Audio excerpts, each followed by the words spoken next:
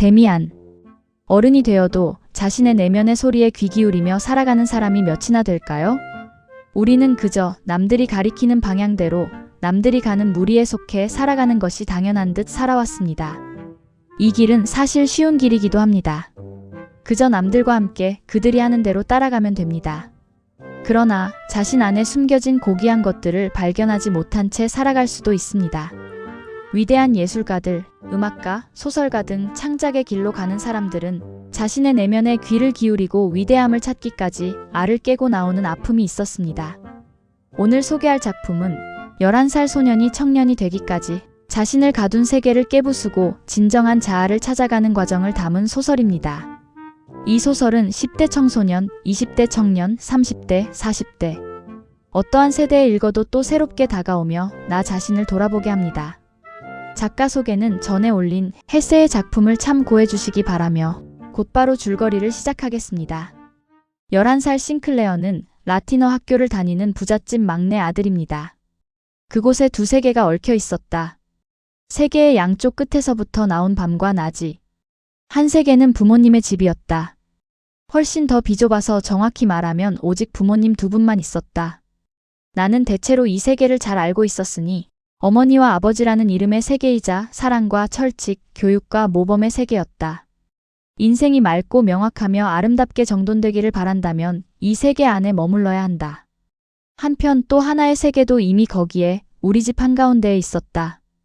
이것은 완전히 다른 세계였다. 냄새도 달랐고 말투도 달랐고 기대하고 요구하는 것도 달랐다. 두 번째 세계에는 하녀들과 행상들, 귀신 이야기와 추문들이 있었다. 그는 라틴어반 친구들이 깔보는 공립학교 친구들과 집 근처를 배회하다. 그들보다 3살 많은 공립학교 상급생 프란츠 크로머를 만나게 됩니다. 공립학교 친구들은 크레머에게 잘 보이기 위해 자신이 나쁜 짓을 할 수 있다는 허풍을 떨게 되고 덩달아 싱클레어도 자신이 과수원 사과를 훔쳤다는 거짓말을 하게 됩니다. 크로머는 이를 약점으로 삼아 싱클레어에게 돈을 뜯어냅니다. 그날부터 싱클레어는 지옥 같은 삶이 이어집니다. 크로머는 번번이 내게 욕을 하고 경멸을 퍼부었다.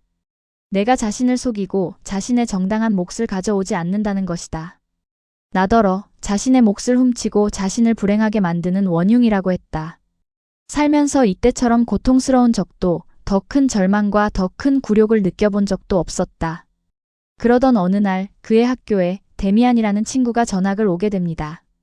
그는 총명하고 환하고 비범해 보이는 얼굴로 성실하게 작문 과제에 몰두하고 있었는데 지나치게 우월하고 침착해 보이고 태도가 도전적으로 느껴질 만큼 자신만만했다. 어느 날 데미안과 같은 반에서 공부하게 된 날 집으로 가는 길에 데미안이 말을 걸어옵니다. 우리 잠깐 같이 걸을까? 그의 다정한 물음에 나는 기분 좋게 고개를 끄덕였다. 그러고는 우리 집이 어디인지 자세히 말해주었다. 아, 거기. 그 집이라면 벌써 알고 있지. 현관문 위에 독특한 장식물이 흥미로웠거든. 데미안은 그날 수업에 있었던 카인에 대한 이야기도 하게 되는데 그는 성경의 카인을 기존의 선악의 개념과 다르게 해석하는 말을 합니다. 난 카인이 엄청난 사람이었고 사람들이 그가 두려워서 그를 탓하는 이야기를 지어냈다고 생각해. 나는 몹시 놀랐다. 충격적인 말이었다. 그럼 동생을 죽인 일도 거짓이라는 거야? 아니, 그건 분명히 사실일 거야. 강자가 약자를 죽인 거야. 크로머의 협박은 점점 더 심해지고 싱클레어가 크로머에게 괴롭힘을 당하는 것을 눈치챈 데미안은 크로머를 제압해 싱클레어를 구해줍니다. 크로머에게서 해방된 싱클레어는 데미안에게 감사하다는 말을 하지 못하고 오히려 그를 피하게 됩니다. 이제는 내가 왜 나를 도와준 구원자를 빨리 잊으려 했는지 이해된다. 죄의 구렁텅이에서 크로머의 끔찍한 속박에서 상처받은 영혼이 사력을 다해 도망쳤던 것이다. 싱클레어는 라틴 학교를 졸업하고 이제 상급학교 김나지움이 있는 곳으로 가게 되고 데미안은 여행을 떠나 두 사람은 헤어지게 됩니다. 김나지움에서 기숙사 생활을 하던 싱클레어는 키도 훌쩍 컸고 우울과 염세와 자기 혐오가 섞인 묘한 감정으로 방탕한 나날을 보내게 됩니다. 나는 선생님, 학교, 부모, 교회에 대해서 재치 있고 과감한 독설을 던졌다. 음담패설조차 남에게 뒤지지 않으려 했고 그런 이야기 하나쯤은 거뜬히 만들어냈다. 그런데 우리 패거리가 여자를 만나러 갈 때는 한 번도 따라가지 않았다. 나는 말로는 철면피 방탕아인 척했지만 사실 사랑에 대한 격렬한 동경과 가망 없는 그리움에 가득 찬 외로운 소년이었다. 누구보다도 쉽게 상심했고 부끄러움을 많이 탔다. 그러던 어느 날 싱클레어는 공원을 배회하다 지나가는 한 소녀를 보게 됩니다. 나는 그녀에게 베아트리체라는 이름을 붙였다. 비록 단테는 읽지 않았지만 내가 가지고 있는 영국판 복제품 그림에서 그녀를 본 적이 있었다. 나는 다시 홀로 있을 수 있었고 독서와 산책을 즐겼다. 나는 돌발적인 전향으로 숱한 조롱을 감수해야 했다. 그러나 이제는 나도 사랑할 대상, 사모할 대상을 가졌다. 그는 그 소녀를 그리게 됩니다. 그러나 그 그림은 보면 볼수록 그녀의 모습이 아닙니다. 베아트리체의 얼굴이 아니었다. 뭔가 다른, 뭔가 비현실적인 얼굴이었는데 그래서 별로였다는 게 절대 아니다. 소녀라기보다는 차라리 소년의 얼굴이었고 머리칼도 그녀의 옅은 금발이 아니라 붉은 빛이 도는 갈색이었다. 턱은 단단하고 야무져 보였고 입술은 꽃잎처럼 붉었다. 전체적으로 약간 딱딱하고 가면 같은 느낌을 주었지만 인상이 아주 강렬했고 신비로운 생명력이 넘쳐 흘렀다. 데미안의 얼굴이었다. 점차 그 얼굴이 베아트리체나 데미안이 아니라 나라고 느껴졌다. 나와 닮아서가 아니라 내 삶을 결정짓는 것, 내면의 나, 나의 운명, 나의 신이었기 때문이다. 이러한 경험으로 싱클레어는 자신이 데미안과 멀리 떨어져 있어도 깊이 연결되어 있다는 느낌을 갖게 됩니다. 이후 데미안에 대한 그리움으로 고독한 시간을 보내던 싱클레어는 데미안과 문장에 대한 꿈을 꾸게 됩니다. 그는 자신의 집 문장에 새를 그리게 됩니다.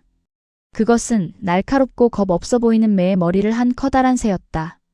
새의 반신이 푸른 하늘을 배경으로 어두운 지구에 박혀 있었고 마치 커다란 알에서 깨어나오려는 것처럼 몸부림치고 있었다. 그 그림은 보면 볼수록 내가 꿈속에서 보았던 화려한 빛깔의 문장처럼 여겨졌다.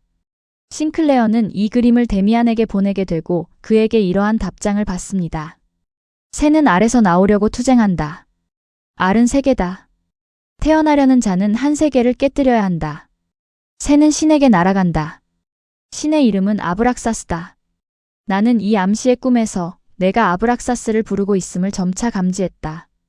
쾌감과 공포, 남성과 여성의 혼합, 성스러움과 충격의 뒤섞임, 연약한 순결을 관통하는 깊은 죄악. 이것이 내 사랑과 꿈과 아브락사스의 이미지였다. 나는 내 속에서 스스로 솟아나는 것, 바로 그것을 살아보려 했다. 그것이 왜 그토록 어려웠을까? 어느 날 싱클레어는 시내를 걷다가 교회에서 흘러나오는 오르간 소리를 듣게 됩니다. 오르간 연주자의 이름은 피스토리우스로 두 사람은 아브락사스에 대해 이야기를 나누게 됩니다. 이봐, 싱클레어. 우리 신의 이름은 아브락사스. 신이자 악마이고 빛의 세계와 어둠의 세계를 동시에 지니고 있다네. 아브락사스는 어떤 생각도 어떤 꿈도 제외하지 않아.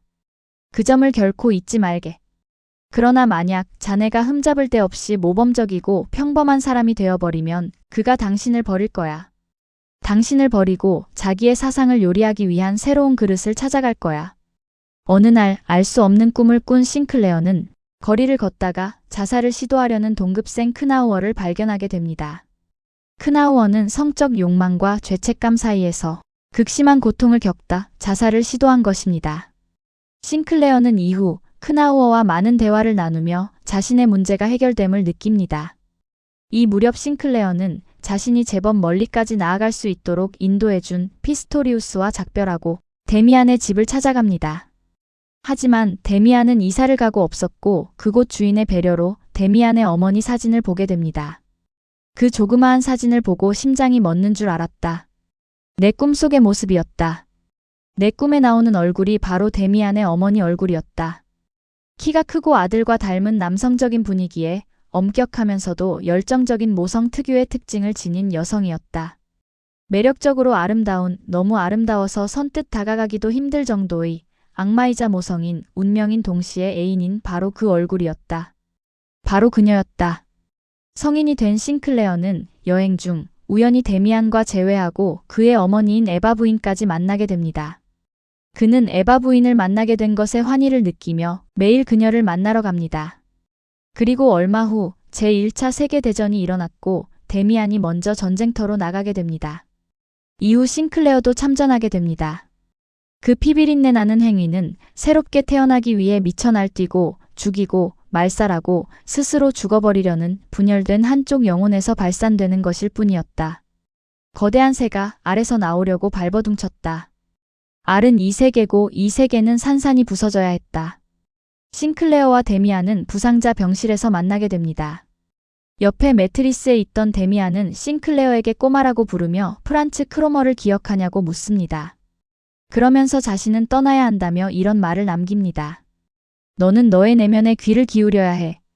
그러면 내가 이미 너와 함께 있음을 알게 될 거야. 알겠지? 다음 날 아침 눈을 뜨니 옆 매트리스에는 데미안이 아닌 다른 사람이 누워 있었습니다. 붕대를 감는 것은 몹시 아팠다. 그 이후에 내게 일어났던 모든 일이 아팠다.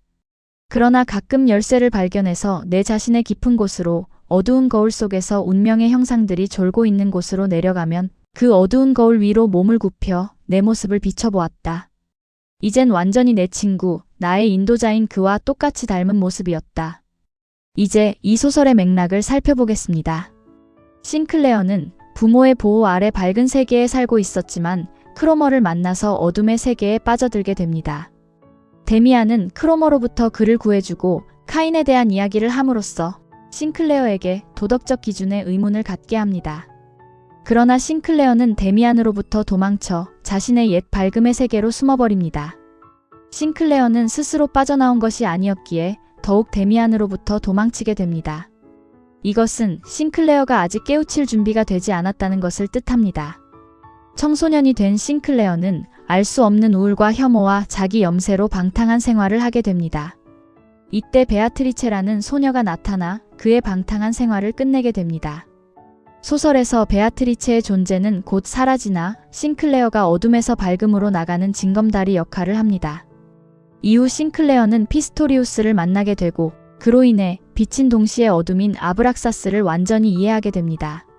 싱클레어가 자살을 시도한 동급생 크나우어를 발견하고 그와 많은 이야기를 나누면서 자신의 문제를 해결했다는 부분은 그가 정신적으로 성숙하여 타인에게 영향을 줄 수 있는 주체적인 존재로 성장했으며 크나우어를 통해 밝음과 어두움을 모두 껴안아야 한다는 아브락사스의 가르침을 현실에서 실제로 적용해 본 것입니다. 이런 경지까지에 이른 싱클레어는 피스토리우스와 작별합니다. 싱클레어는 데미안과 재회하고 꿈에 만난 여인 에바 부인을 만나게 됩니다. 에바 부인은 싱클레어를 자신의 운명까지 사랑하는 자기완성에 이르게 합니다. 선과 악, 남성과 여성, 빛과 어둠이 공존하는 아브락사스의 개념이 바로 에바 부인입니다.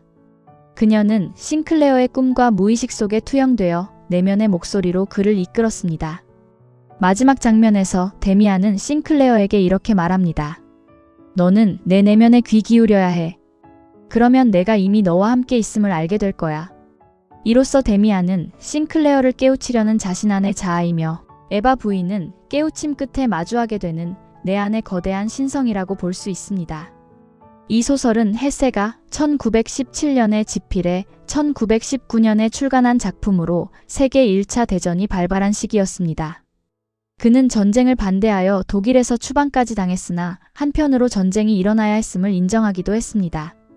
당시 유럽 사회는 불평등, 위선적 도덕, 박제된 종교, 집단적 열광, 물질주의에 찌들어 있었습니다. 헤세는 이러한 세계가 사라지고 새로운 세계가 만들어지기 위해서는 전쟁이 불가피하다고 보았습니다. 클로징. 우리는 태어날 때 본래의 순수한 자아를 가지고 태어납니다. 그러나 부모님, 학교, 종교 등에서 도덕적이나 종교적 프레임을 씌웁니다. 그리하여 점점 우리의 순수한 자아를 잃어버리고 사회가 정해놓은 관습이나 규범에 따라 살아가게 됩니다. 이러한 삶은 진정한 자신의 모습으로 살지 못하는 것에서 오는 공허함을 가져다 줍니다. 순수한 자아는 항상 우리의 내면에서 우리를 부르고 있습니다.